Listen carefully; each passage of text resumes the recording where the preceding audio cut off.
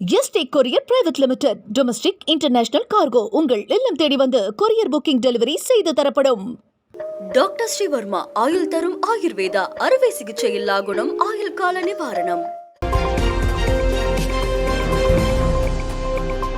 யோகா உலக அமைதிக்கான வழியை காட்டுவதாக பிரதமர் நரேந்திர மோடி தெரிவித்துள்ளார். 11வது சர்வதேச யோகா தினம் இன்று கொண்டாடப்படுகிறது. ஒரே பூமி ஒரே ஆரோக்கியம் என்ற கருப்பொருளில் உலகில் உள்ள 191 நாடுகளில் யோகா நிகழ்ச்சி நடைபெறுகிறது. ஆந்திர மாநிலம் விசாகப்பட்டினத்தில் பிரதமர் நரேந்திர மோடி தலைமையிலான பிரம்மாண்ட யோகா பயிற்சி நடைபெற்றது. இதில் கலந்து கொண்டு பேசிய பிரதமர், உலக மக்களின் அன்றாட அங்கமாக யோகா மாறி வருவதாக தெரிவித்தார். யோகா உலகத்துடன் ஒற்றுமையை நோக்கிய பயணத்தில் நம்மை வழிநடத்துவதாகவும் அவர் பேசினார். நாம் தனிமைப்படுத்தப்பட்ட தனிநபர்கள் அல்ல என்றும் இயற்கையின் ஒரு பகுதி என்றும் பிரதமர் குறிப்பிட்டுள்ளார். நவீன ஆராய்ச்சியின் மூலம் இந்தியா யோகா அறிவியலை மேம்படுத்துகிறது என குறிப்பிட்ட பிரதமர், நவீன அறிவியலில் யோகா துறையில் ஆதார அடிப்படையிலான சிகிச்சையை ஊக்கப்படுத்துவதாகவும் குறிப்பிட்டார். இதற்காக எய்ம்ஸ் சிறப்பாக செயல்படுவதாகவும் பிரதமர் பெருமிதம் தெரிவித்தார்.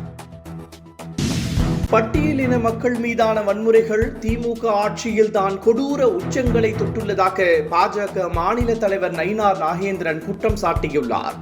கன்னியாகுமரியில் மாற்று மத பெண்ணை காதலித்து திருமணம் செய்ய இருந்த பட்டியலின இளைஞர் மர்மமான முறையில் தூக்கிட்டுள்ளது சந்தேகத்தை ஏற்படுத்துவதாகவும் அவர் கூறியுள்ளார். பெண்ணின் உறவினர்கள் திமுகவில் உள்ளதாகவும் வழக்கு முறையாக விசாரிக்கப்படுமா என்ற அச்சம் உள்ளதாகவும் நயினார் நாகேந்திரன் கூறியுள்ளார். 2024 மக்களவை தேர்தலில் பாஜக 1494 கோடி ரூபாய் செலவழித்திருப்பதாக தகவல் வெளியாகியுள்ளது. இது மொத்த கட்சிகளின் தேர்தல் செலவில் 44.56% ஆகும். ஏடிஆர் அறிக்கையின்படி காங்கிரஸ் 620 கோடி ரூபாயை செலவு செய்துள்ளது. இது சதவிகித அடிப்படையில் 18.5 ஆகும். நன்கொடைகள் வசூலிப்பதிலும் தேசிய கட்சிகள் சக்கை போடு போட்டுள்ளன. அவை மொத்தமாக சேர்த்து 6,930 கோடி ரூபாயை வசூல் செய்ததாக தகவல் வெளியாகியுள்ளது.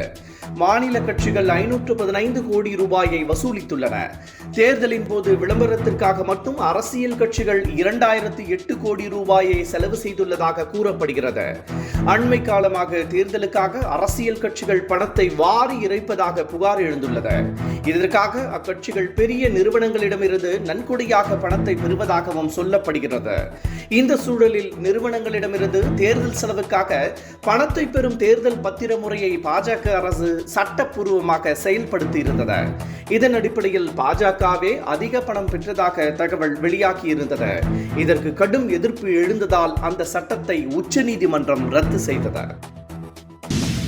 ஒவ்வொருவரும் தான் விரும்பும் கடவுளை வழிபடுவது ஜனநாயக உரிமை என இபிஎஸ் தெரிவித்துள்ளார். மதுரையில் பாஜக இந்து முன்னணி கட்சியினர் முருகன் பக்தர்கள் மாநாட்டிற்கு ஏற்பாடு செய்துள்ளனர். இதனை திமுக, கம்யூனிஸ்ட், விசிக உள்ளிட்ட கட்சிகள் கடுமையாக விமர்சனம் செய்துள்ளன. மதத்தை வைத்து மக்களை பிளவுபடுத்தும் நோக்கிலேயே பாஜக இதுபோன்ற செயல்களை செய்வதாக அந்த கட்சிகள் கூறி வருகின்றன. இந்த நிலையில் கோவையில் செய்தியாளர்களிடம் பேசிய இபிஎஸ், திமுக அரசு மீது மக்களுக்கு ஏற்பட்டுள்ள அதிர்ச்சியை திசை திருப்பும் வகையிலேயே கீழடி உள்ளிட்ட பிரச்சனைகளை சோசியல் மீடியாக்களில் திமுக பரப்பி வருவதாக குற்றம் சாட்டினார்.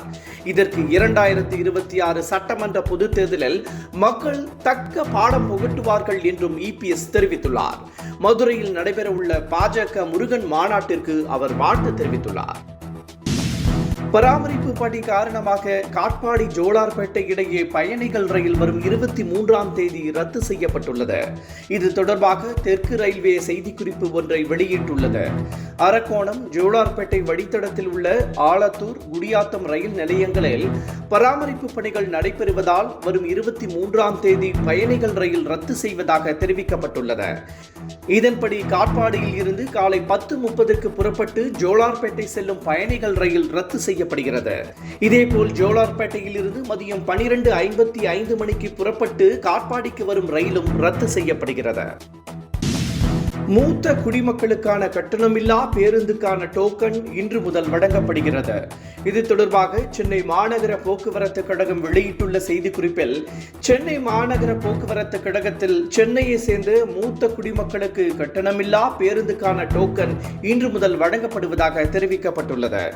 ஜூலை மாதம் முதல் டிசம்பர் மாதம் வரை பயன்படுத்தக்கூடிய விதத்தில் மாதம் 10 டோக்கன்கள் வீதம் 6 மாதத்திற்கு டோக்கன்கள் வழங்கப்படுகின்றன.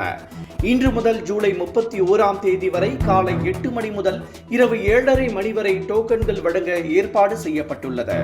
பெரம்பூர், வள்ளலார் நகர், செம்மஞ்சேரி, திருவொற்றியூர், கிளாம்பாக்கம் உள்ளிட்ட 40 பணிமனைகளில் இந்த டோக்கன்கள் வழங்கப்படும். இந்த நிலையில் வயது சான்றிதழுக்கான ஆதார் அட்டை உள்ளிட்ட ஏதேனும் ஒரு அரசு ஆவணத்தை காண்பித்து இந்த டோக்கன்களை பெற்றுக்கொள்ளலாம் என அறிவுறுத்தப்பட்டுள்ளது. கருங்காலி பட ஹீரோயின் அஷ்மிதா தனது கணவர் மீது அளித்த புகார் ஒன்று பரபரப்பை ஏற்படுத்தியுள்ளது. அந்த புகாரில் அஷ்மிதா தனது கணவரும் யூடியூபருமான விஷ்ணுகுமார் தன்னை தாக்கியதாக தெரிவித்துள்ளார். அவர் 2 பேரும் காரில் சென்று கொண்டிருந்த போது அவர் தன்னை தாக்கி வாயை கிழித்து பற்களை உடைத்ததாக அஷ்மிதா புகாரில் தெரிவித்துள்ளார். ஏற்கனவே இந்த புகாரின் அடிப்படையில் விருகம்பாக்கம் போலீசார் யூடியூபர் விஷ்ணுகுமாரை கைது செய்திருப்பது குறிப்பிடத்தக்கது. சில நடிகைகளும் திரைப்பிரபலங்களும் தங்கள் கடந்த கால வாழ்க்கையில் ஏற்பட்ட அனுபவங்களை பல ஆண்டுகள் கழித்து பகிரங்கமாக சொல்லி வருவது விவாத பொருளாக மாறி வருகிறது. அந்த வகையில் ரோஜா, ஜென்டில்மேன் உள்ளிட்ட படங்களில் கதாநாயகியாக நடித்த நடிகை மதுபாலா ஒரு தகவலை தற்போது வெளியிட்டுள்ளார். படப்பிடிப்பின் போது தனக்கு ஏற்பட்ட அனுபவங்கள் குறித்து அந்த பேட்டியில் கூறியுள்ளார். அதில் படத்திற்காக கவர்ச்சியாக நடிப்பதில் தனக்கு உடன்பாடு இல்லை என்றும், இதனால் பல பட வாய்ப்புகளை இழந்திருப்பதாகவும் கூறியுள்ளார். ஒரு படத்திற்காக நடிகர் உதட்டில் முத்தமிட்டதாகவும், ஆனால் அந்த காட்சி படத்தில் இருந்து நீக்கப்பட்டதாகவும் தெரிவித்துள்ளார். தங்கத்தின் விலை தொடர்ந்து ஏற்ற இறக்கத்துடன் காணப்படுகிறது. சென்னையில் ஒரு சவரன் ஆபரண தங்கத்தின் விலை இன்று 200 ரூபாய் அதிகரித்து 73,880 ரூபாய்க்கு விற்கப்படுகிறது. 1 கிராம் 9,235 ரூபாய்க்கு விற்கப்படுகிறது. நேற்று சவரனுக்கு 440 ரூபாய் குறைந்த நிலையில் இன்று மீண்டும் உயர்வை கண்டுள்ளது. அதேவேளையில் வெள்ளியின் விலை மாற்றமின்றி 1 கிராம் 120 ரூபாய்க்கும், பார் வெள்ளி 1,20,000 ரூபாய்க்கும் விற்கப்படுகிறது. என்றும் உங்களுடன் மை இந்தியா. முக்கிய செய்திகளை உடனுக்குடன் தெரிந்து கொள்ள சப்ஸ்கிரைப் பண்ணுங்க, பெல் பட்டனை பிரஸ் பண்ணுங்க. என்றும் உங்களுடன் மை இந்தியா.